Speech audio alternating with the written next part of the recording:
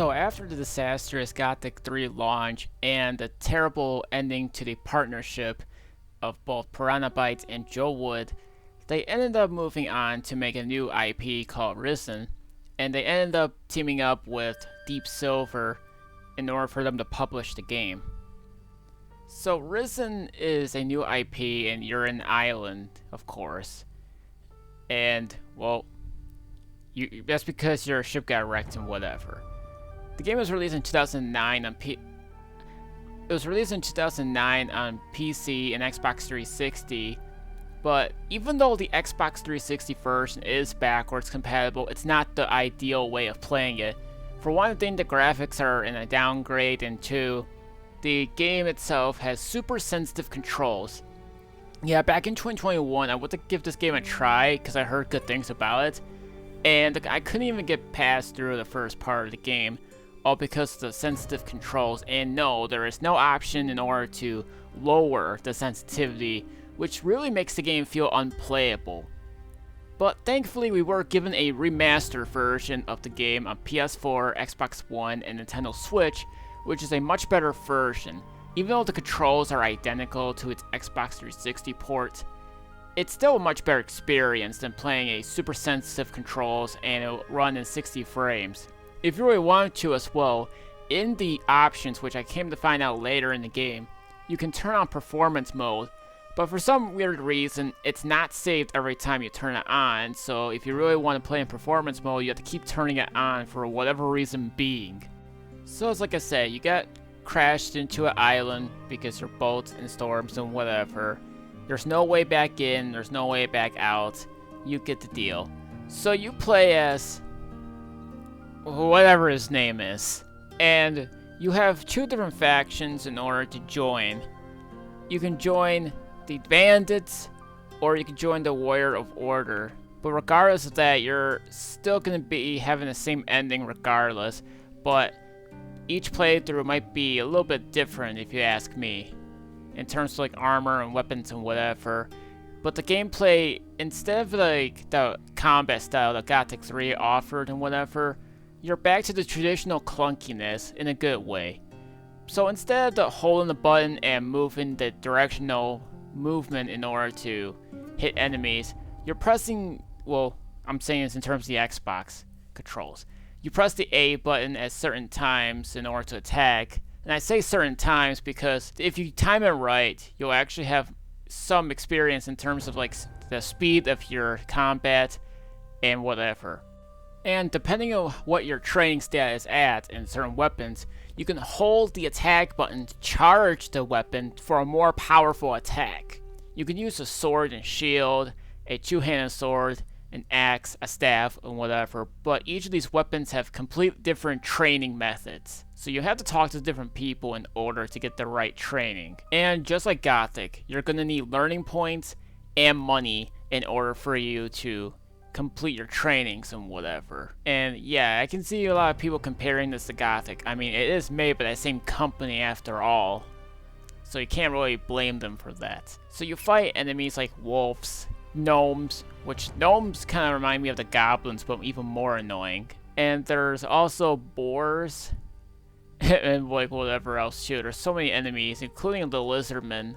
But later on in the game, things will go rogue because the Inquisitor wants to free the Titan because he wants to control it or whatever, and now it's up to you to try to get some piece of armor and pretty much stop all the madness from happening. Now, unlike the Gothic games from having 6 chapters, this game has 4. I know it sounds short, but trust me, it feels like I'm playing a long-length game of Gothic, in a good way. And that's basically one of the things you can do. You can even have a companion named Fred, which, well, it's a skeleton, and you can summon him if you have the magic scroll and whatever. There's also some, like, replay value because there are some aspects of the game you can always choose to do a different part of the missions or whatever, like helping a girl look for her father's stuff, or you can help the pirates do the same thing, but you get the point. There's like alternative routes about it. And if you were to decide at one thing to another and that person gets what they want, then basically their other quests that you pretty much didn't complete will automatically be cancelled, just for those reasons being. I will also try to recommend to learn alchemy, because if you keep some of the items that you picked up, you can pretty much utilize in terms of like getting even more health, strength, dexterity, and experience. So you're gonna need some recipes and some of the items that you're gonna be picking up throughout the rest of the games, so that way you can pretty much have good stats in the game instead of trying to like struggle. But the difficulty curve in terms of the combat on enemies are pretty much just like Gothic.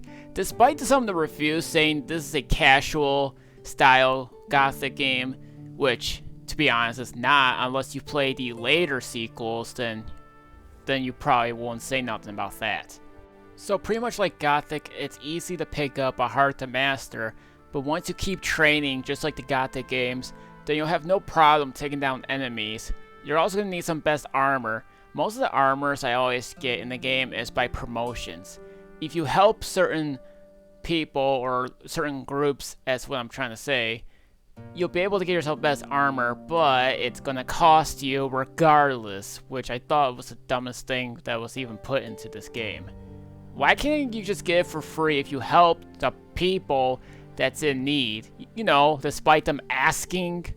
But look, if you like dungeons, then pretty much there's a lot of dungeons to explore in this game, including some side quests. Well, not really side quests, but side dungeons you can find, which are pretty easy to locate in some aspects. And there's also some other places like the main ones, which you're gonna need some sort of magic seal spells, and that really depends on the barriers. Because if you don't have the spell, you're not getting to there, and then you're not gonna complete your quests. So you have to talk to some people in order to do such thing. Now, for anyone that's sick of loading screens, the only thing you'll load in terms of loading screens are just for you to load up your save data, or just for you to teleport to another part of the island, and that's pretty much about it.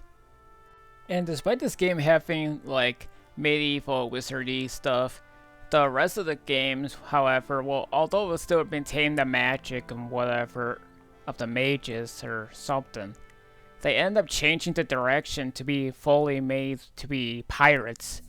Maybe I'm thinking they either did this because the publisher wanted this way, or the fact that they realized that it was too similar to Gothic, so they had to make some changes in here and there. But it doesn't mean the rest of the Risen games are bad, per se.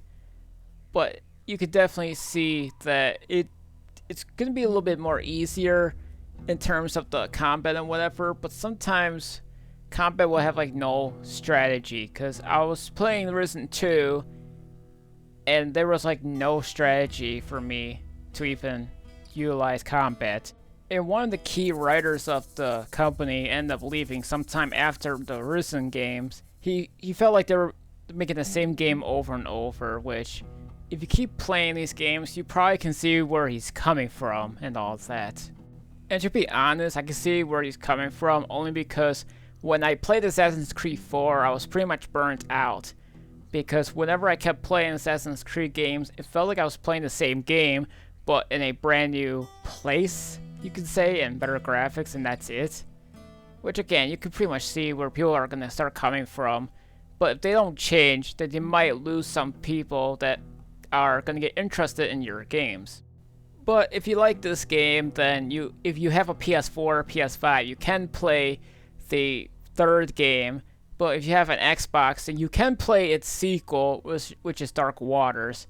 Which, I say this because Risen 3 was not backwards compatible, unlike the first two games on the Xbox.